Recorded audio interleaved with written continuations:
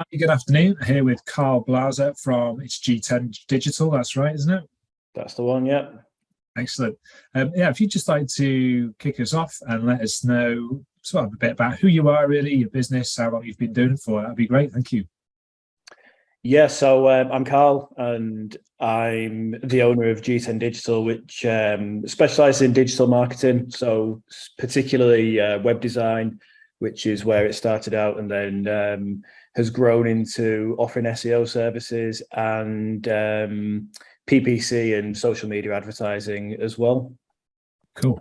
I've been doing this, I suppose, professionally for around 18 months. I was kind of a hobby web designer before this. And yeah, I'd been thinking about starting up for a long time. And then I finally gave myself a kick up the backside and started going for it.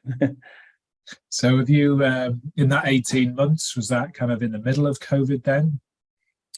It was kind of towards the start of COVID that I really started pushing to do it, because when lockdown first happened, I remember thinking, we'll all be back at work in 2 weeks anyway, and we'll forget about it. And then as the months dragged on, I kind of thought, I've had all this time at home, and I was working from home, but things like commuting time and all that sort of thing was gone.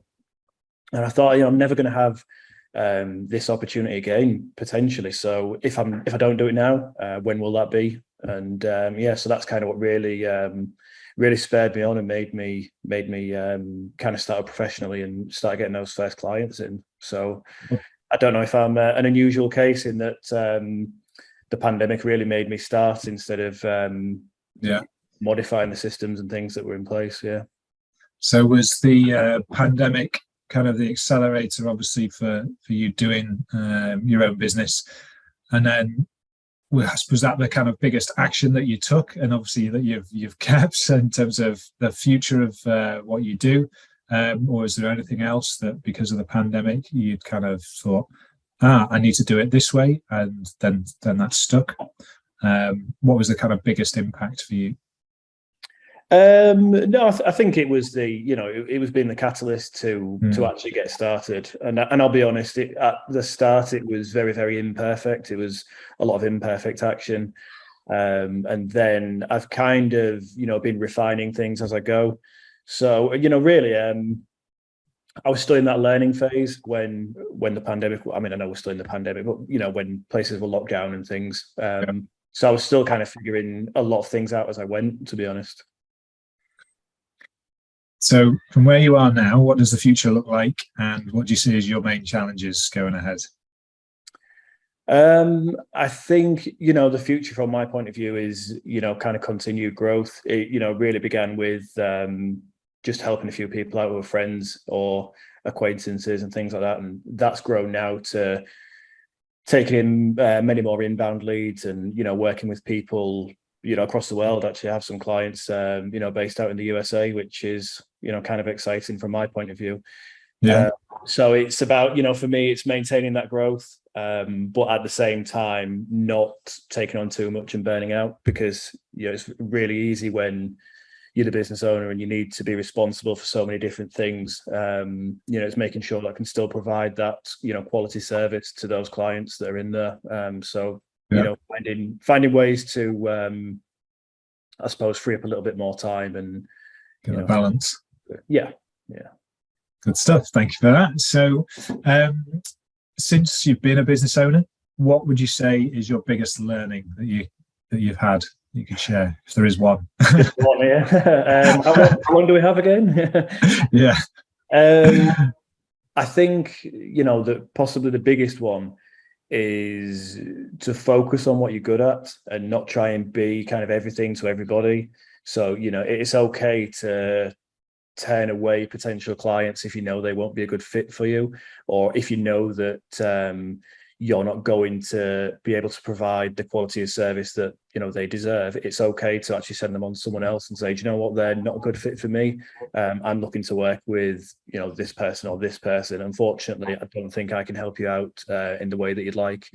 So I think it took a while to learn that, but it's something that I think is really, really valuable, and it's actually really paid dividends. Right. And if we were to travel back in time, meet yourself at 18, is there a piece of advice that you would give an 18-year-old Karl? Yeah, probably. I don't think he would listen to it though at 18 years old. I think, just do it. Have the confidence in yourself to go for it, because not everything you do has to be perfect. And you will try things, you will fail, you will have setbacks. There'll be times when you look back and you're embarrassed on what you were doing, definitely 5 years ago, probably even 2 or 1 year ago, but that doesn't matter, because it's all a learning process, and you improve the more that you do these things. Stuff. Thank you for that. Good share on that. So what inspires you as well at the moment? Is there anything? It might be friends, family, it could be clients, anything like that, or any podcasts or anything that you read, any famous people, anything like that. If there's any inspiration that you take to share? Yeah, quite a lot actually. I think, mainly obviously my family first and foremost. So I'm a dad to 3 kids. And it just so happens actually my third was born right in the middle of the pandemic as well. So that was a big part of why, it's being at home around them more was, definitely something that I wanted more of. That's huge. Doing it for them, being able to be there more as a dad is really, really important to me. I look at a lot of what other people are doing as well, entrepreneurs that I'm sure people have heard of, the Russell Brunsons of the world and things like that. And I actually quite like listening to what they're saying, because it does give you that validation that actually they're doing a lot of the same things that you're doing. They are just human. They've perfected a system and a process which got them to where they were, and you're kind of following in that path. Fantastic, thank you for that.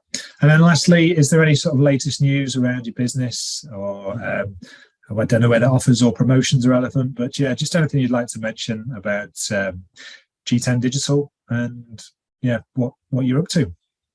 We're here, we're pushing out a lot of kind of marketing offers. So we're looking at how we can become less of a one-time purchase for people, in terms of buying a website or paying for X number of months SEO, and how we can develop more ongoing relationships and become kind of more, I suppose, the outsourced marketing officers in a way. Cool. And have you got the website address for people to check out? Yep, that's g10digital.com. Fantastic. You can find lots of info on there, and I'm also regularly on LinkedIn and Instagram, Facebook as well. Don't have a TikTok yet. I'm not down with the kids yet. Not dancing on there yet. All right, cool. All right, brilliant. Thanks, Karl. Most appreciated. Really good to talk to you and learn more about G10 Digital. I hope it goes from strength to strength for you, and all the best with it. Thanks a lot, Mike. Much appreciated.